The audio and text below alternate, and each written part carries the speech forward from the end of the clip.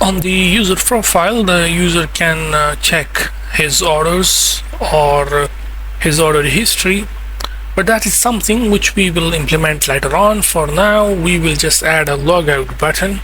So in here on the profile page, we will create a new widget. A new widget function, basically a reusable code build item. It will receive three things as parameter: the icon, the title, and the click event. Also the color, which will be the icon color. So the return type of this is widget, so we can say return list style. At the leading, we will have the icon. At the title, we display the title. Then the third property for the list style is trailing, that is at the right side of it we will display this icon. On tap, which is the click event, which you receive here as parameter.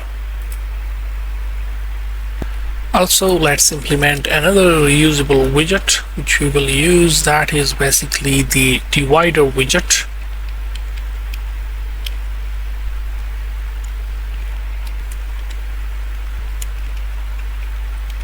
And it will return divider with the following thickness value, indent, and indent. So for example, now after the consumer, we can add some space, and for now we will just display the logout.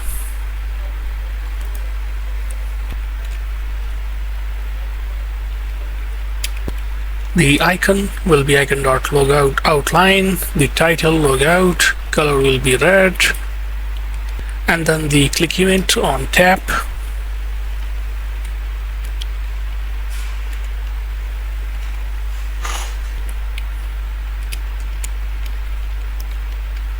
Firebase Auth.instance.signOut,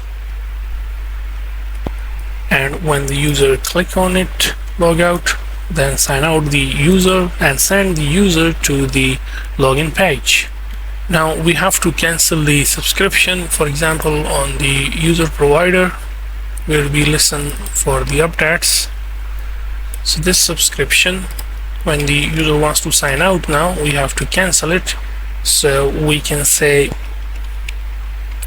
decline provider,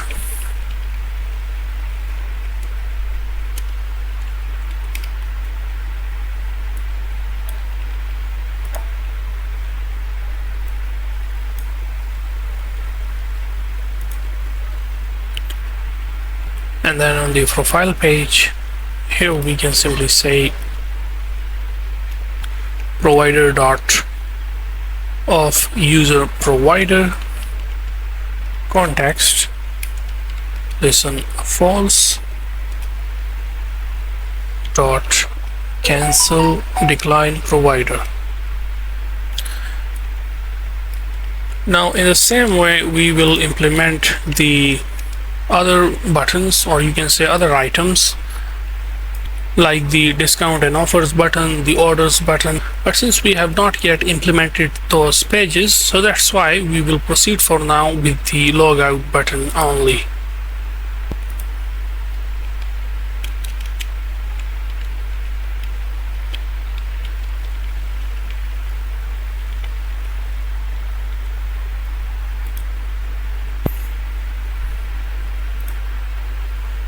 Logout. You can also display the divider widget which we implemented.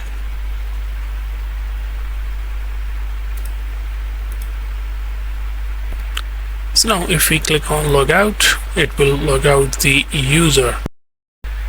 Now also we have to check that if the user is already logged in, then the user will be sent to the home screen, to the home page, otherwise the user will be on the login page.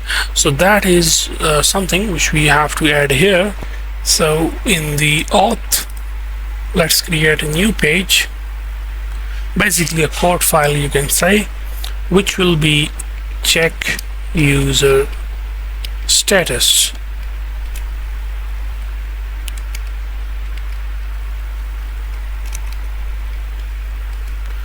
So we can say check user status. Now here on this page, basically we will display a circular progress indicator at the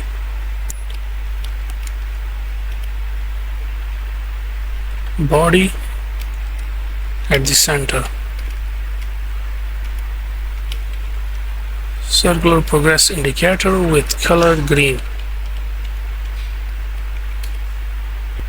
Now this will represents the loading, that is something is we are checking. Okay, so the progress indicator will be loading, and during that few seconds, or you can say it will take some 1 second or 2 seconds based on the user internet connection or internet speed. And as I told you guys, we will check if the user is already logged in or not. So in the init state, we check if the current user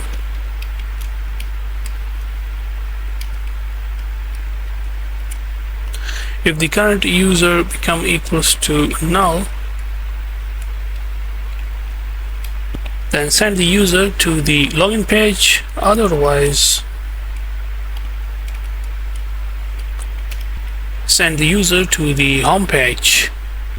Now as we have implemented this condition, now we do not need this default root home, because now we will define here slash, which means the home, or you can say default root, and that will be the check user status, which will be decided based on the user condition, that is the current user status. So if the user is not logged in, send the user to login page, otherwise send the user to the home page. And wrap this code inside the widgets binding dot instance, add post frame callback,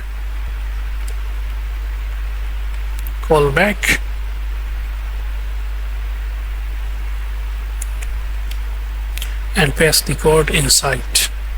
Now let's test the application.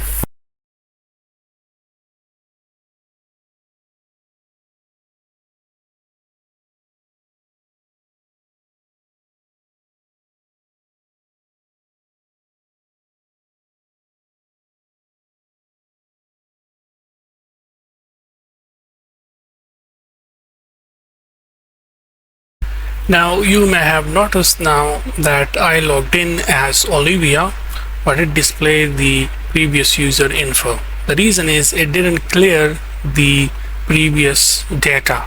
So for that purpose, all you need to do is here on the user provider, when we decline the provider, that is user stream subscription cancel, and make sure to set the name of user and all this variable back to empty string, and then notify the listeners, which means to update the user interface with the new data.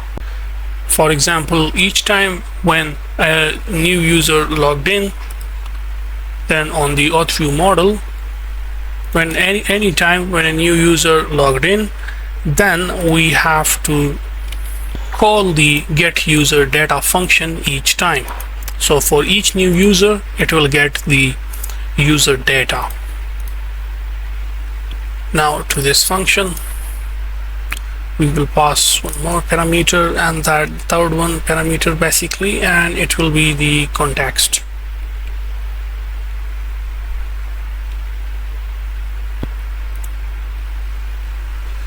So here we can receive it.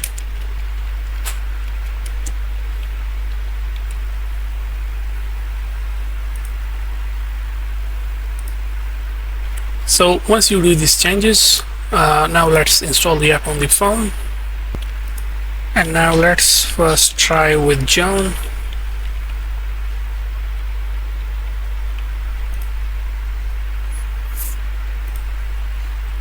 So each time when a new user logged in, it fetch that logged in user info. Now log out and let's log in as Olivia.